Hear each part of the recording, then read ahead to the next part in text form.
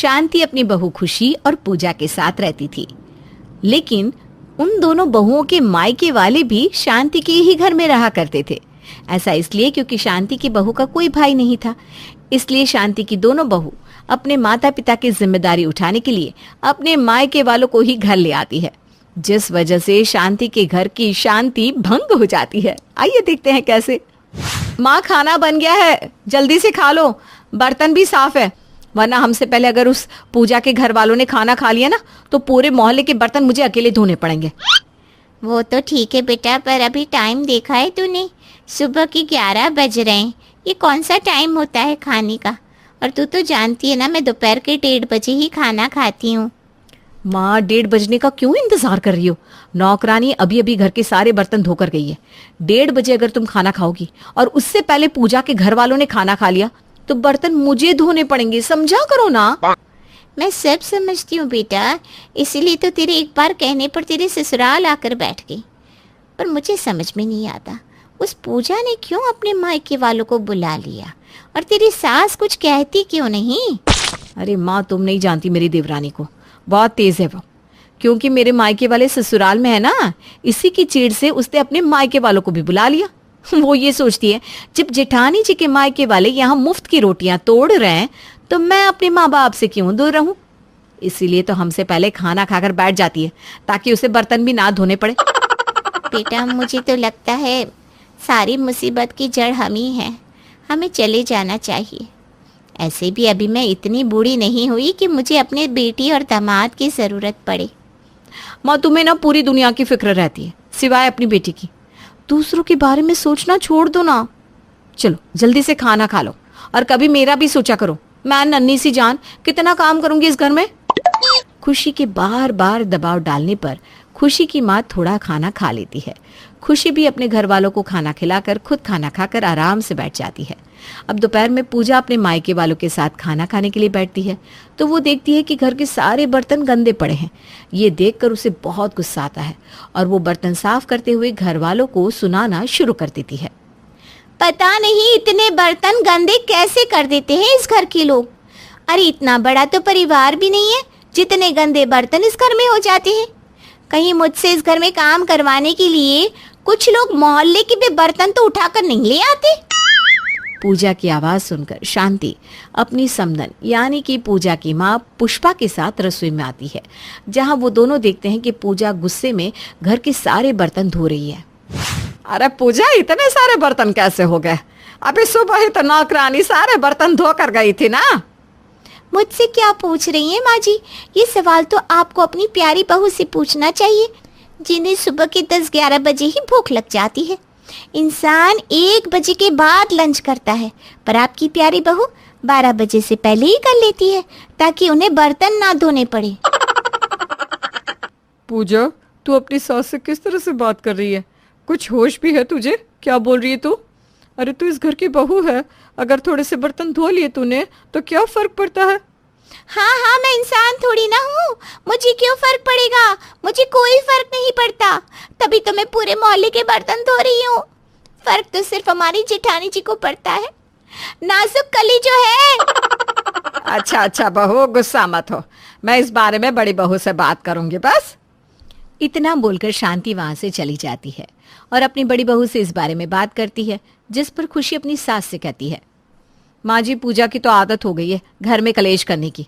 अरे उसके माँ बाप बिल्कुल ठीक है, पर फिर भी उसने अपने मायके वालों को यहाँ बुला लिया। मेरी तो मजबूरी थी मायके वालों को यहाँ बुलाने की। मेरी माँ की हमेशा तबीयत खराब रहती थी और अब मैं ससुराल छोड़कर मायके तो नहीं बैठ सकती ना, इसलिए मैंने अपने बूढ़े माँ बाप को बुला लिया।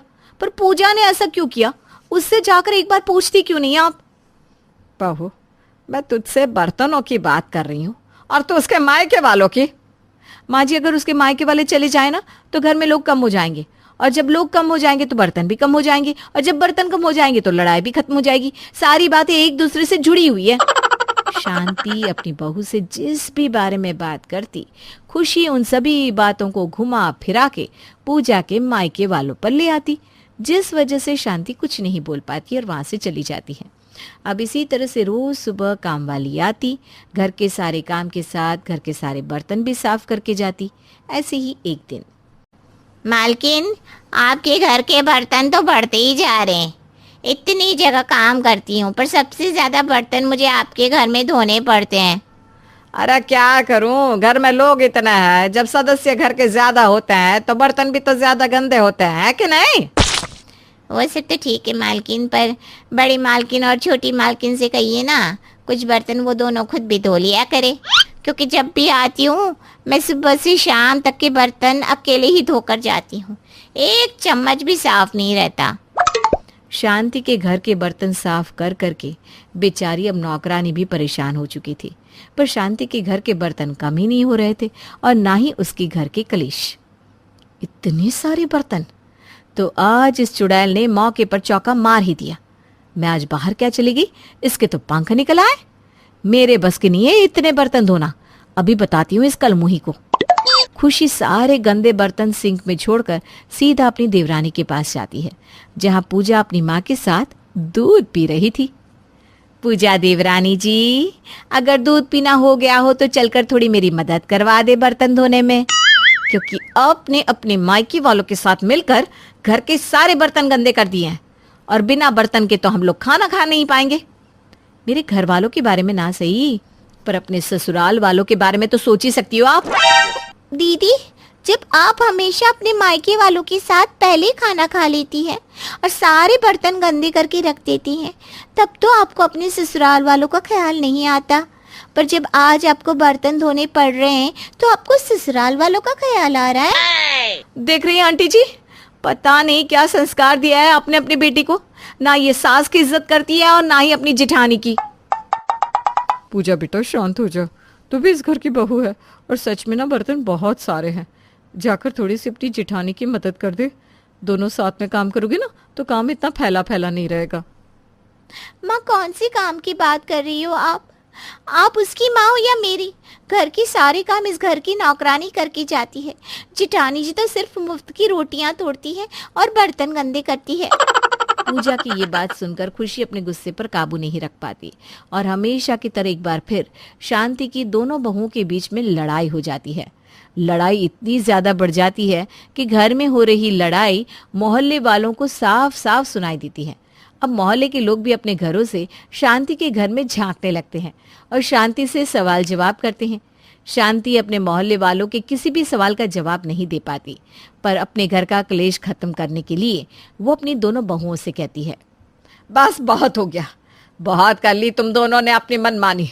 अगर अब तुम दोनों की आवाज इस कमरे से बाहर गई तो मैं तुम दोनों को इस घर से बाहर कर दूंगी। पर माँ जी, लड़ाई तो जिठानी जी कर रही हैं। चुप करो तुम दोनों, यह शांति भवन है और शांति भवन में सिर्फ शांति रहेगी। तुम दोनों हमेशा बर्तनों के लिए लड़ती हो ना, अब इस घर में किसी को भी बर्तन धोने की जरूरत ही नहीं है, क्योंकि अब से कोई भी बर्तन में खाना नहीं खाएगा। मैं सारे बर्तन स्टोर रूम में रख लूंगी, अब से तुम सब डिस्पोजेबल में खाना। इतना बोलकर शांति खुद सारे बर्तन धोकर स्टोर रूम में रख देती है और घर में आ जाती है डिस्पोजेबल प्लेट्स, जिसके बाद घर के सभी सदस्य खाने के लिए बर्तनों के बदले डिस्पोजेबल प्लेट्स का इस्तेमाल करते हैं। मीना और साहिल की शादी हो रही है, जो मीना की मम्मी ने इमोशनल अत्याचार के सहारे पक्की कराई है, जिसमें अब मीना के अलावा बाकी सब बहुत खुश होते हैं और यही बात मीना को पसंद नहीं आती। मेरी जिंदगी बर्बाद करके देखो सब कैसे हंस रहे हैं, मैं इन्हें शांति से जीने नहीं दूंगी। ऐसा सोचकर मीना अपने ससुराल को हर दिक्कत देने का प्लान बनाना शुरू कर देती है, जिसमें वो ना तो किसी के साथ अच्छी तरह से बात करती है और ना ही किसी की कोई बात मानती है। उसका ऐसा बिहेवियर देखकर साहिल को कुछ अजीब लगता है। क्या बात है मीना, तुम्हें मेरे घर वालों से कोई दिक्कत है क्या? पहले तो नहीं थी, लेकिन अब होने लगी है और उसकी वजह भी तुम ही हो। मीना के इस गलत बर्ताव को सब उसके नई जगह शिफ्ट होने और एडजस्ट हो पाने में दिक्कत समझकर इग्नोर कर देते हैं। एक शाम सब साथ बैठकर हंसी मजाक कर रहे होते कि बुढ़ऊ, अपने बेटे से कुछ सीखो। जिस तरह मीना या साहिल एक दूसरे पर कोई पाबंदी नहीं रखते, उस तरह तुमने मुझे कभी अपनी जिंदगी जीने नहीं दी। तुम्हारे पीछे लाइफ के 40 साल बर्बाद कर दिए। इस जन्म में अब बहुत हो गया, अब तो कोई दूसरी ढूंढ लो। इस जन्म से मतलब? अगर अगले में भी तुम ही मिलने वाली हो तो मुझे दूसरा जन्म ही नहीं चाहिए। आहा, कैसे नहीं चाहिए? इतने करवा चौथ कर रखे हैं, सबका पूरा हिसाब वसूलूंगी। वैसे अगर ऐसा कुछ होता है तो फिर मुझे भी करवा चौथ रखना चाहिए। भला मीना से अच्छी पत्नी मुझे दूसरी कहाँ से मिलेगी? साहिल की बात पर मीना हैरानी से उसकी तरफ देखने लगती है। अरे क्या, ऐसे मत देखो, जुबान कड़वी हुई तो क्या, दिल अच्छा है तुम्हारा। अरे दोनों की शादी को 5 महीने हो गए और तुम आज भी ऐसा बिहेव करती हो जैसे कल ही यहाँ आई हो। कोई दिक्कत है क्या बेटा? अगर है तो बता दो, हम सब मिलकर सोल्यूशन निकालेंगे। नहीं मम्मी जी, मेरी दिक्कत का किसी के पास कोई सोल्यूशन नहीं हो सकता। वैसे अब मैं सबके साथ अच्छी तरह रहने की कोशिश करूंगी। एक घर में 25 साल रहने के बाद तुमसे 5 महीने में दूसरी जगह बिल्कुल नए और अनजान परिवार के साथ सेटल होने की उम्मीद की जाती है, पर मैं जानती हूँ ये बहुत मुश्किल होता है, पर एक छोटी कोशिश से शुरुआत की जा सकती है। साहिल और उसके परिवार के अच्छे व्यवहार से मीना भी अब उनके साथ अच्छी तरह रहने का फैसला तो कर लेती है, पर अभी भी पहले जैसी बातें और हंसी उसके चेहरे पर नहीं आती। एक शाम रसोई में खाना बनाते वक्त साहिल मीना के पास आता है। जानता हूँ शायद तुम्हें फर्क ना पड़े, लेकिन कल से मुझे दोबारा ज्वाइन करना है। उम्मीद है जब वापस आऊँ तो हमारे बीच सब कुछ अच्छा हो। और कुछ नहीं तो एक दोस्त की तरह कहना चाहती हूँ। तुम भी अपना ध्यान रखना, मैं कोशिश करूंगी। इसके अलावा और कर भी क्या सकती हूँ। 4 महीने बाद बॉर्डर पर हमले की खबर आती है और उसी के बाद से साहिल के बारे में कुछ पता नहीं चलता। कुछ समय बाद साहिल के 2 साथी अफसर घर आते हैं। सॉरी आंटी, अंकल, हमने हर जगह बहुत ढूंढने की कोशिश की पर साहिल का कहीं कोई पता नहीं चला। माना जा रहा है कि शायद हमले की वजह से उसकी बॉडी कहीं, वो हमारा बहुत अच्छा और बहादुर साथी था। अपने बेटी के बारे में ये जानकर माँ बाप सदमे में आ जाते हैं। वहीं मीना की आंखों में एक आंसू तक नहीं होता। कुछ महीनों तक विधवा बनकर साहिल का घर संभालती है, लेकिन फिर एक शाम अपनी मम्मी के पास आ जाती है। मानती हूँ साहिल अच्छे इंसान थे, पर मैं पूरी लाइफ रोते तो नहीं बैठ सकती। आपने एक बार अपनी जिद से मेरी जिंदगी बर्बाद कर दी। अरे मुझे भी खुश रहने का पूरा हक है, इसलिए अब मैं रवि से शादी करने जा रही हूँ। माँ को अपना फैसला सुनाकर मीना सीधा अपने प्यार रवि के पास पहुंच जाती है, जो पहले से कोर्ट के बाहर उसका इंतजार कर रहा होता है, और दोनों कोर्ट मैरिज करके खुशी से सबसे अलग रहने लगते हैं। बहुत टाइम हो गया, मैं कभी खुश नहीं रही वहां पर, कभी लाइफ को एंजॉय नहीं किया। चलो ना कोई मूवी देखते हैं। अरे तुम्हें इतना परफेक्ट इंसान मिला था, फिर भी खुश नहीं थी। परफेक्ट या अच्छे होने के साथ प्यार भी होना चाहिए, जो वहाँ नहीं था और यहाँ है। मीना, तुम्हें नहीं लगता कि हमने कुछ जल्दी कर दी? मतलब उसे गए हुए मुश्किल से 1 साल हुआ है। पहले उसके पेरेंट्स ने बेटा खोया और फिर तुम उनका दिल तोड़कर उन्हें छोड़कर आ गई। अरे तुम कभी उनसे मिले भी नहीं और उनसे इतनी हमदर्दी क्यों? मीना की बात पर रवि चुप हो जाता है। लाइफ चलती रहती है। देखते ही देखते दोनों की हैप्पी लाइफ के 2 साल बीत जाते हैं, जिसमें मीना की मम्मी भी उन्हें माफ कर देती है। एक शाम सब साथ बैठकर चाय पी रहे होते हैं, तब घर की घंटी बजती है। रवि दरवाजा खोलता है। जी कहिए, किससे मिलना है? मीना है घर पर। आवाज सुनकर मीना और उसकी मम्मी भी दरवाजे के पास आ जाती हैं। साहिल को सामने खड़ा देख उनकी आंखें फटी रह जाती है। साहिल, तुम जिंदा हो? मुझे लगा कि मुझे देखकर तुम खुश हो जाओगे, पर तुम्हें तो मेरे जिंदा होने का दुख है। क्या अंदर बैठकर बात कर सकते हैं? अब सब एक जगह बैठकर साहिल को घूरने लगते हैं, जिस पर वो अपने घायल होकर सबके अलग होने से लेकर इतने टाइम बाद ठीक होकर वापस आने तक की पूरी कहानी सुनाता है। वैसे मैंने सुना तुमने दूसरी शादी कर ली। हाँ, आखिर कब तक अकेली रहती तो? पति को मरे 1 साल भी नहीं हुआ, पत्नी को अकेलापन लगने लगा। याद हो तो पहले भी हम अकेले अकेले ही रहते थे। वो इसलिए क्योंकि वो शादी जबरदस्ती की थी, लेकिन ये मेरे प्यार के साथ है। लेकिन कानून के मुताबिक अगर कोई इंसान 7 साल तक गायब रहे तभी उसे डेड माना जाता है, और इस हिसाब से तुमने मेरे जिंदा रहते हुए दूसरी शादी कर ली, जो इल्लीगल है। ये सुनकर मीना घबरा जाती है, लेकिन साहिल उनकी कंप्लेंट करने की जगह डिवोर्स का फैसला लेकर उन्हीं के साथ रहने लगता है। डिवोर्स तो ठीक है, पर तुम्हें नहीं लगता कि साथ रहने का आइडिया सही नहीं है? तो क्या पहले पति के हुए दूसरे के साथ रहना सही है? भूलो मत, ये शादी इल्लीगल है और अगर हम दोनों साथ नहीं दिखे तो लोगों में शक फैलेगा और साथ में डिवोर्स के समय प्रॉब्लम भी हो सकती है।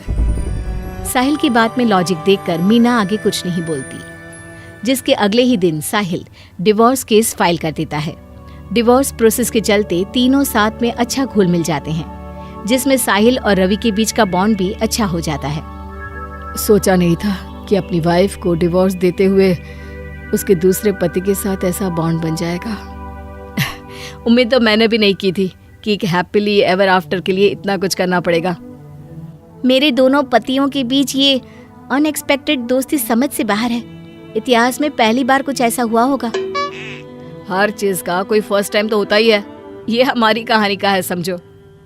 रवि की बात मीना को समझ में नहीं आती, लेकिन जैसे ही डिवोर्स फाइनल होने पर उसे साहिल और रवि की शादी का पता चलता है, तब उसे बॉन्डिंग, फ्रेंडशिप और फर्स्ट टाइम वाली सारी बातें समझ में आती हैं और वो अपना सर पकड़कर वहीं बैठ जाती है। नेहा एक दिन अपने दोस्तों के साथ मॉल में घूमने का प्लान बनाती है और बाकी सबके वहां पहुंचने से पहले ही मॉल में पहुंचकर एक ब्रांडेड कपड़ों के शोरूम में घुस जाती है और वहां काफी समय बिताने के बाद बिना कुछ खरीदे अपने दोस्तों के वहां पहुंचने पर उनके सामने शॉप से बाहर निकलती है। नेहा की दोस्त अनु कहती है, तुम तो आते ही शॉपिंग करने लग गई। वैसे क्या क्या खरीदा तुमने? अरे गई तो मैं खरीद नहीं थी, पर कुछ पसंद ही नहीं आया। वैसे तो मैं सारी शॉपिंग उस नए मॉल से करती हूँ जहाँ पर सारे ब्रांडेड शोरूम है ना। यहाँ तो मैं वैसे ही देखने लग गई। सोचा शायद कुछ मिल जाए, लेकिन बैड लक। हाँ, नए मॉल की शॉपिंग दिख रही है। कितनी अच्छी ड्रेस पहनी है तुमने। ये भी वहीं से खरीदी होगी ना? बिल्कुल, अभी पिछले हफ्ते ही उसी नए मॉल से ली है मैंने। सुंदर लग रही है। मॉल में कौन सी शॉप है बताना, मुझे भी लेनी है। असल पे ना, मैं तो बस चलते हुए जहाँ जो अच्छा लगा उसी शॉप में चली जाती हूँ। अब ऐसे याद नहीं, जब दोबारा जाऊंगी ना तो मैं ही ले आऊंगी तुम्हारे लिए भी। अनु नेहा की बात मान लेती है और सब दोस्त मॉल में घूमने खाने पीने लगते हैं। ये नेहा की जिंदगी है, जो अपने ससुराल में पति राकेश और सास शोभा के साथ रहती है, लेकिन उसे परिवार से ज्यादा प्यार सिर्फ ब्रांडेड सामान खरीदने, दोस्तों के साथ घूमने और शो ऑफ करने से होता है, जिससे शोभा और राकेश बहुत परेशान रहते हैं। एक दिन नेहा तैयार होकर घर से निकल ही रही होती है कि सास उसे रोक लेती है। अरे नेहा रुक तो, जब देखो दोस्तों के साथ घूमती ही रहती है, कभी घर पर भी ध्यान दे दिया कर। और ये साड़ी तो बहुत महंगी लग रही है, कहाँ से ले आई? मम्मी जी, आप ना मेरे कपड़ों और सामान की फिक्र मत किया करो, मेरे पास हर चीज का जुगाड़ है। अब आई एम लेट, बाय। ये कहकर नेहा चली जाती है और दोस्तों के साथ घूमने लगती है। इसी तरह नेहा अपने दोस्तों के बीच सही रौब बना कर रखती है, जिससे राकेश और शोभा बहुत परेशान रहते हैं, लेकिन नेहा उनकी एक नहीं सुनती। इसी तरह समय बीतता रहता है और नेहा की एक दोस्त की ननद की शादी फिक्स होती है, जिसके बाद से नेहा सोच में पड़ जाती है। हाँ, उसकी शादी नज़दीक आ रही है और मेरे पास कुछ भी अच्छा नहीं है पहनने के लिए। मेरी तो समझ में नहीं आ रहा कि मैं शादी में क्या पहन कर जाऊँ। मेरे सारे दोस्त डिज़ाइनर साड़ी और लहंगा पहन कर आएंगे, पर मेरे पास तो सारी साधारण साड़ियाँ हैं। डिज़ाइनर साड़ी तो बहुत महंगी आएगी।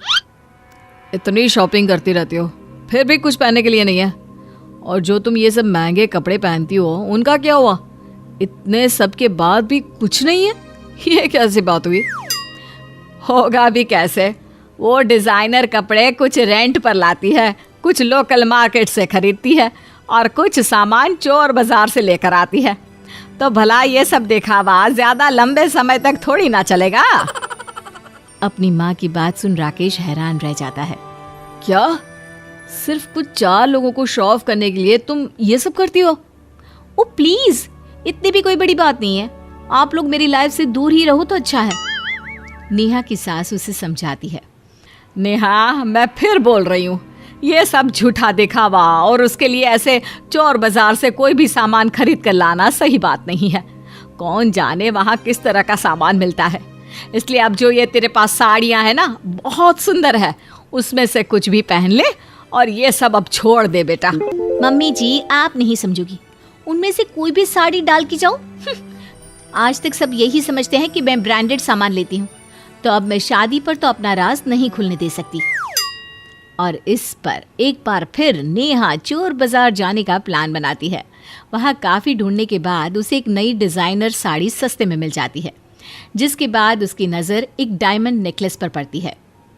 भैया ये नेकलेस कितने का है? दिखने में तो बिल्कुल असली डायमंड का लगता है। मैडम, चोर बाजार में असली माल ही मिलता है जो दूसरों से चुरा कर आपको देते हैं। क्या ये सब चोरी का है? भला कपड़े कौन चोरी करता है? अरे मैडम, मैं तो मजाक कर रहा हूँ। ये सब रिजेक्टेड माल होता है, नकली भी होता है। आपको ये नेकलेस बहुत सस्ते में मिल जाएगा और आपके ऊपर अच्छा भी लगेगा, खरीद लो। नेहा नेकलेस खरीदकर खुश हो जाती है और आगे बिना कुछ सोचे समझे उसे खरीद लेती है। अब नेहा की चिंता खत्म हो गई थी। उसके पास शादी पर पहनने के लिए डिज़ाइनर साड़ी के साथ अच्छा नेकलेस भी आ गया था, जिसे वो हज़ारों का बताकर अपना इम्प्रेशन जमाने वाली थी। अब आखिर शादी का दिन भी आ जाता है। नेहा और राकेश तैयार होकर शादी में पहुंच जाते हैं। अरे वाह नेहा, तुम आज फिर नए डिज़ाइनर की साड़ी पहन कर आई, बहुत सुंदर लग रही हो। लेकिन आज की सारी लाइमलाइट साड़ी से चुराकर ये नेकलेस चुरा रहा है। मेरा तो इस पर दिल आ गया। कितना सुंदर डायमंड का नेकलेस है। इतनी खूबसूरत और महंगी डिज़ाइनर साड़ी के साथ ऐसे ही थोड़ी कोई मामूली ज्वेलरी पहन लेती, इसीलिए कल स्पेशली जाकर नेकलेस खरीद कर लाई हूँ। नेहा का पति राकेश उसकी बातें सुनकर काफ़ी शर्मिंदा सा होता है, पर वो कुछ नहीं बोल सकता। नेहा इसी तरह अपनी हर दोस्त के आगे अपने कपड़ों और ज्वेलरी की तारीफों की पुल बांधती है और उसका शो ऑफ चालू रहता है। कुछ देर बाद जैसे ही नेहा और राकेश स्टेज पर चढ़ रहे होते हैं तो दुल्हन की माँ मालती की नज़र नेहा के नेकलेस पर पड़ती है। अरे अरे नेहा, रुको तो, ये नेकलेस तुमने कहाँ से खरीदा है? नेहा मालती की बात सुनते ही घबरा जाती है और अपने घर के पास वाले ज्वेलर्स का ही नाम ले लेती है। ऐसा कैसे हो सकता है? वो ज्वेलर्स तो गोल्ड और सिल्वर के अलावा और किसी का काम करते नहीं। अरे करते हैं ना, वो एक्चुअली ये बस उनके पास एक ही पीस आया था तो मैंने ले लिया। नेहा की बात पर मालती को भरोसा नहीं होता और वो उसे नेकलेस उतार कर दिखाने के लिए कहती है, जो नेहा को बहुत अजीब लगता है। ये आप कैसी बात कर रही हो आंटी? आपको मेरा नेकलेस क्यों देखना है? क्योंकि ये मेरा नेकलेस है जो कल चोरी हो गया था। मालती की बात सुन नेहा और राकेश हैरान रह जाते हैं और लोगों के बीच भी बातें बनने लगती है। अरे वाह, नेहा डिजाइनर बोलकर चोरी का माल पहनती हो। ये कहते हुए सारे दोस्त जोर जोर से हंसने लगते हैं और नेहा की आंखें शर्म के मारे झुक जाती है। तभी राकेश उसके गले से नेकलेस उतार कर मालती को दिखाता है।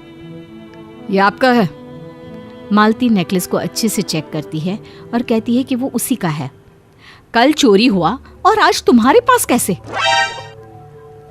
चोर बाजार से और कैसे? सबको पता है कि चोरी किया हुआ माल इतनी जल्दी वहीं मिल सकता है। अब पता चला ये हर दूसरे दिन इतने महंगे सामान लेकर कहां से आती थी। सब दूसरों से चोरी किया हुआ सामान था। ये सब सुन के नेहा का शर्म के मारे बुरा हाल हो जाता है। वो अपने पति राकेश के साथ वहां से निकल जाती है। रास्ते भर नेहा का रो रो कर बुरा हाल होता है। उसे ये बात बर्दाश्त नहीं हो रही थी कि इतने लोगों के सामने उसकी इतनी बेइज्जती हुई। नेहा रोते हुए घर में घुसती है। शोभा नेहा को रोते हुए देख बहुत हैरान रह जाती है। अरे क्या हुआ नेहा?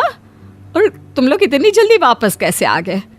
तुम इस तरह रो क्यों रही हो? क्या हुआ, जल्दी से बताओ मुझे। राकेश अपनी माँ को शादी में हुआ पूरा किस्सा बताता है, जिस पर शोभा एक बार फिर अपनी बहू को समझाती है। बेटा, मैंने तुम्हें कई बार समझाया कि झूठ के पांव नहीं होते। आखिर में एक दिन वो गिरता ही है। इसीलिए तुम्हारे पास जो है, जितना है, तुम्हें उसी में खुश रहना चाहिए। जो तुम्हारे पास नहीं है उसे यूं बढ़ चढ़ कर दिखावे में लोगों के सामने दिखाना ठीक बात नहीं है। लोगों का क्या है, आज तुम्हारे पास पैसा दिखा तो तुम्हारे, कल किसी और के पास पैसा दिखेगा तो उनके हो जाएंगे। उनमें कोई भी तेरा असली दोस्त नहीं था, क्योंकि अगर कोई असली दोस्त होता ना तो उससे तेरे पैसों से नहीं तुझसे मतलब होता। मुझे माफ कर दे माँ जी, आप लोगों ने मुझे कितना समझाने की कोशिश की, पर मेरे दिमाग में हमेशा दिखावे का भूत सवार था। आखिर मुझे अपने किए की सज़ा मिलनी ही थी। आज के बाद मेरे पास जो है, जैसा है, मैं उसी में खुश रहूँगी। कभी भी दिखावा करने की कोशिश नहीं करूँगी। इसके बाद से नेहा अपना दिखावा करने और चोर बाजार जाने की आदत छोड़ देती है।